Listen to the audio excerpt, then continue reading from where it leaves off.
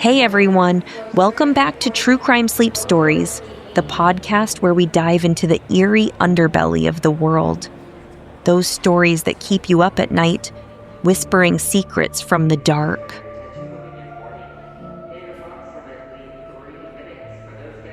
Before we get into tonight's episode, I have to gush about last week. CrimeCon in Denver, Colorado was absolutely amazing. What an event!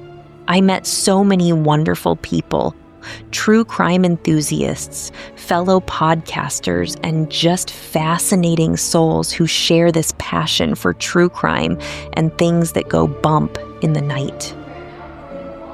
I was so excited to meet lots of you, my loyal listeners, face to face.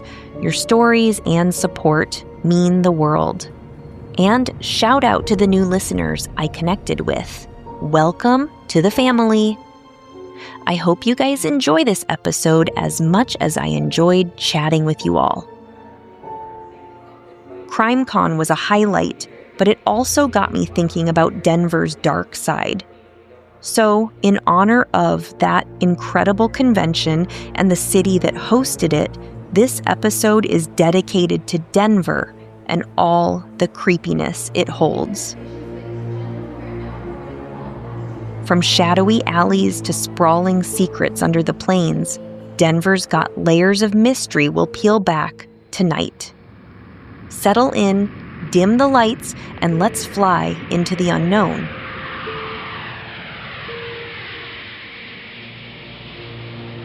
Tonight we're heading to Denver International Airport, D.I.A. as the locals call it. Opened in 1995, it's the 6th busiest airport in the world, a gleaming behemoth on the outskirts of Denver, spanning 53 square miles of Colorado prairie. But beneath the hustle of travelers and the roar of jets, D.I.A. harbors whispers that have fueled conspiracies for decades. Is it just an airport, or a gateway to something far more sinister? Underground bunkers, Illuminati symbols, murals depicting apocalypse. D.I.A.'s lore is a rabbit hole of the uncanny. We'll touch on all the major theories swirling around this place, going deep on a few that chill to the bone. And since we're honoring Denver's creepy legacy, we'll weave in some true crimes from the area. No connections to the conspiracies, just stark reminders of the shadows that linger nearby. Buckle up, listeners. Your flight into darkness departs now.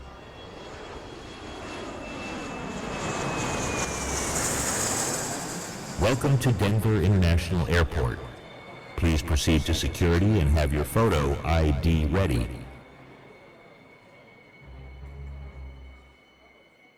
Let's start with the basics that birthed the beast. D.I.A. was built to replace the old Stapleton Airport, which was too small and snow-prone for Denver's growing hub status.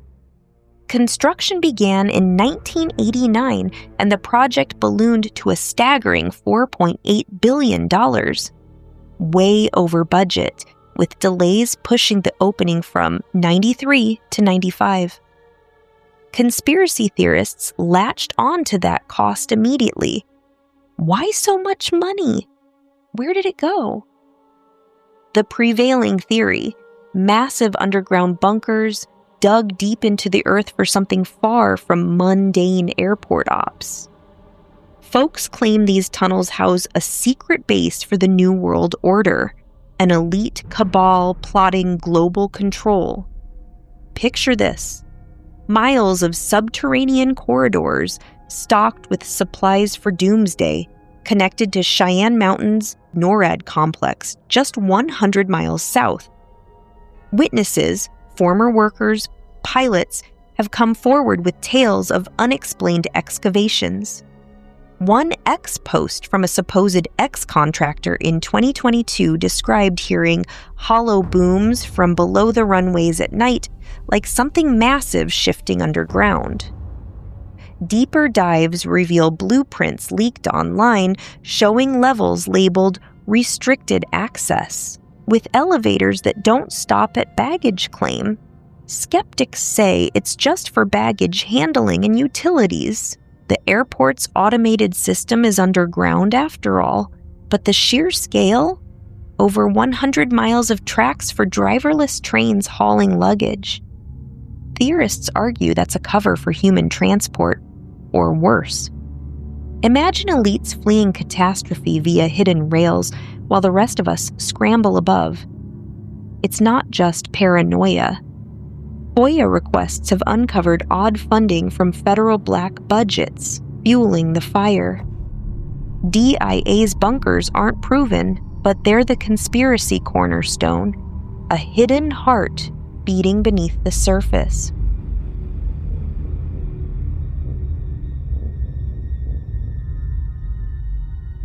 Speaking of hidden hearts, let's go deeper into one of the most visual smoking guns, the murals.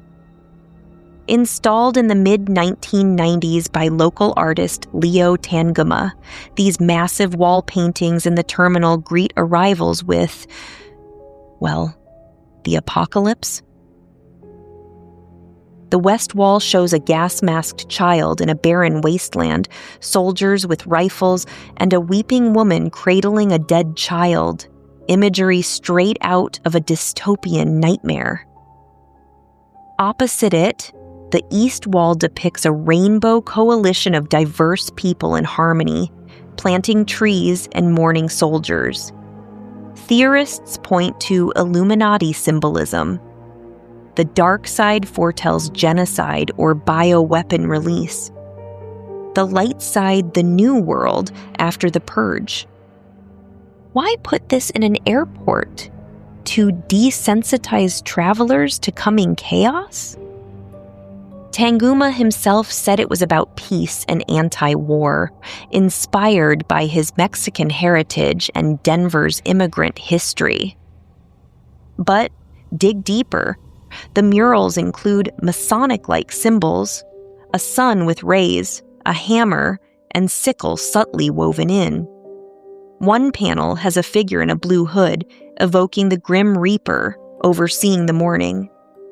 Online forums buzz with photos zoomed in on hidden faces in the crowds and even reptilian eyes. And the dedication plaque? It reads AUAG, shorthand for gold and silver, but theorists claim it's a code for the alchemical transformation of society. These aren't subtle. They're in your face as you deplane, staring you down. In 2018, a viral X thread dissected every brushstroke, claiming the child in the mask represents the surviving seed of the elite bloodline. Whether art or augury, the murals make D.I.A. feel like a portal to unease. But the weirdness doesn't stop at paint. Overhead, the architecture screams symbolism. Those jagged tent roofs? Inspired by the Rocky Mountains, sure, but theorists point to teepees or ancient pyramids. Native American motifs twisted for Masonic rituals. The floor, inlaid with Masonic symbols. The square and compass etched in granite, surrounding a phoenix rising from flames. Denver's not even a big Masonic hub, yet here it is, front and center. And the capstone? A dedication stone from 1994, stamped with the Freemasons symbol and the words New World Airport Commission, a group that doesn't exist. Airport officials say it was a placeholder for a fictional oversight board, but come on. Buried time capsules rest nearby, one to be opened in 2094, supposedly, and whispers say it holds elite manifestos. Ex-users in 2023 shared geotagged photos of energy lines, aligning the symbols with ley lines across the globe, tying D.I.A. to ancient power spots. It's like the builders left breadcrumbs for the initiated.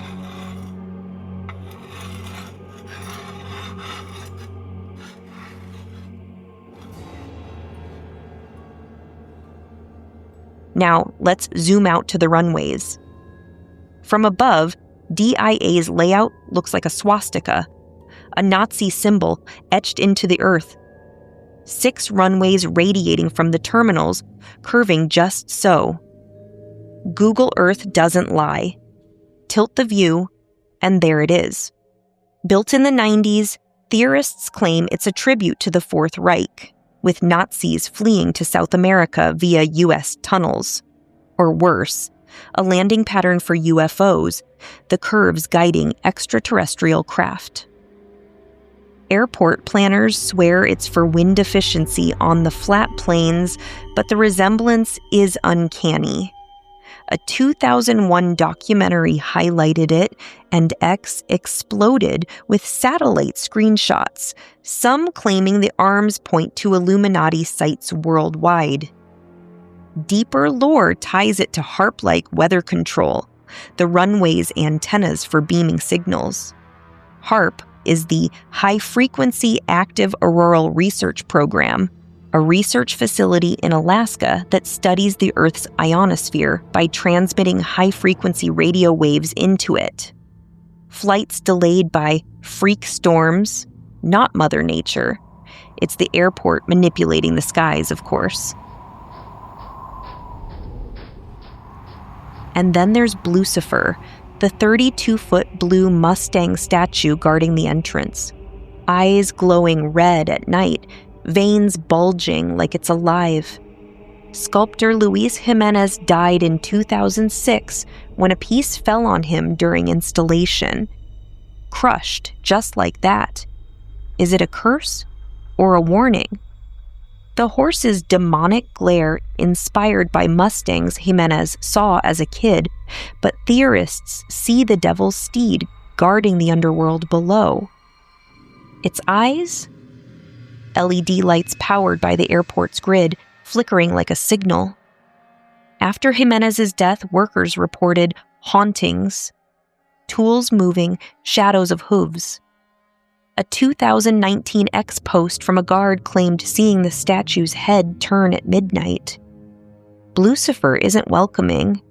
It's watching, a sentinel for the secrets inside.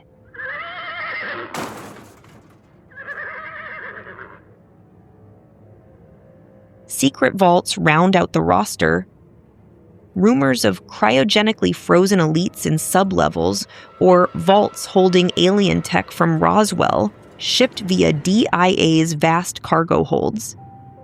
One tale, a 1994 whistleblower letter to a radio show described tours of Level 5 lined with caskets and humming servers. Tied to the bunkers, these vaults allegedly store bioweapons or gold from Fort Knox. No hard proof, but the airport's isolation, 15 miles from Denver, makes it perfect for hush-hush ops.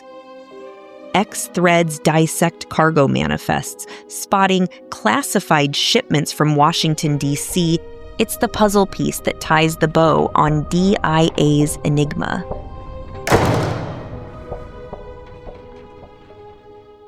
That's the full spectrum of D.I.A. conspiracies.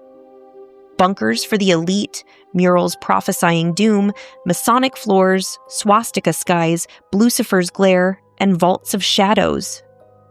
We've gone deep on the murals and bunkers because they're the visual and structural hooks that pull you in. But Denver's creepiness isn't just theoretical. As we honor the city post-CrimeCon, let's touch on some true crime anecdotes from the area. Stark tales that underscore Colorado's dark undercurrents. No ties to the airport lore, just history's cold facts. First, just a few miles northwest in Boulder, about 40 miles from D.I.A., lies one of America's most haunting unsolved cases. The murder of JonBenét Ramsey. In December 1996, 6-year-old beauty pageant star JonBenét was found beaten and strangled in her family's home basement, hours after a ransom note was discovered. Her parents, John and Patsy Ramsey, were suspects for years amid bizarre evidence. A garrote from household items, no forced entry, but were cleared by DNA in 2008. The case gripped the nation, with theories of intruders or family involvement swirling. Boulder, so close to Denver's orbit, became synonymous with innocence shattered. It's a reminder of vulnerability in quiet suburbs. And speaking of national nightmares, Denver's backyard holds the Columbine High School massacre. On April 20th, 1999, in nearby Littleton, 2 students killed 13 and wounded 24 before taking their own lives. Eric Harris and Dylan Klebold's rampage, fueled by isolation and rage, changed school safety forever. The library where much of it unfolded, a site of profound loss, now a sad memorial. Denver felt the shock waves, vigils, policy shifts, endless questions about warning signs. Closer to the city core, the Chris Watts case horrified in 2018. In Frederick, just north of Denver, Watts strangled his pregnant wife Shanann and daughters Bella and Celeste, dumping their bodies in oil tanks at a work site. His calm confession made it a true crime staple. Netflix docs, books, news headlines. Denver's media frenzy captured every twist.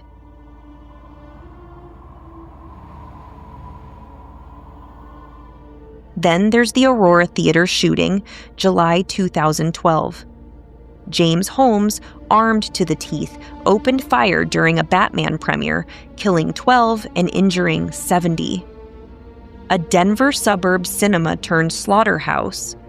Mental health debates raged, gun laws shifted. Don't forget the Denver homeless killings of late 1999. 7 or more men in the Low-Doe neighborhood, lower downtown, were bludgeoned, possibly by a serial killer targeting the vulnerable. Only one arrest stuck. The rest linger unsolved, a grim chapter in urban shadows. Additionally, Denver has the 1980s serial murders of 4 women solved in 2023 via DNA. Vincent Groves linked to the sex worker strangler killings, or Paige Bergfeld's 2007 disappearance from Grand Junction, her body never found, and her husband convicted. These stories paint Denver not as a sunny, mile-high city, but one laced with loss.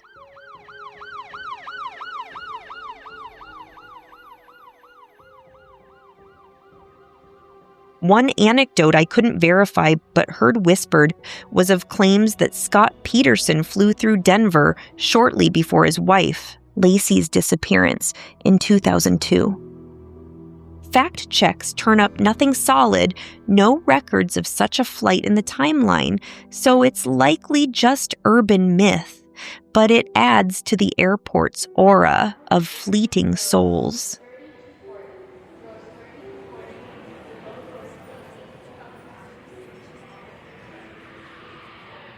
Let's imagine a late-night wander through Denver International Airport, perhaps after a long weekend at CrimeCon. You're a weary traveler. A true crime podcast plays in your earbuds. The terminal is empty now. It's after midnight. Those murals loom. The masked kid stares into your soul like he knows. Footsteps echo on the Masonic floor. Is that a shadow moving? Lucifer's eyes glow outside, red as blood. Feel that chill? That's DIA's pull. The bunkers hum below, vaults sealed tight. Runways stretch like veins, pulsing with secrets. In this city of creepiness, Columbine's scars, Watt's betrayal, JonBenét's ghost, D.I.A. stands as the ultimate enigma. Elites plotting? Art foretelling the future? Or just bad design? You decide. As you deplane from this episode, remember, airports are thresholds. What waits on the other side? Sleep tight, but check under your bed or in the lavatory. Thanks for joining me for True Crime Sleep Stories. If this episode sparked your fire, subscribe and leave us a 5-star review. I'll be back at CrimeCon in May, this time in Las Vegas, with more stories to tell. Good night, Denver, and the world beyond.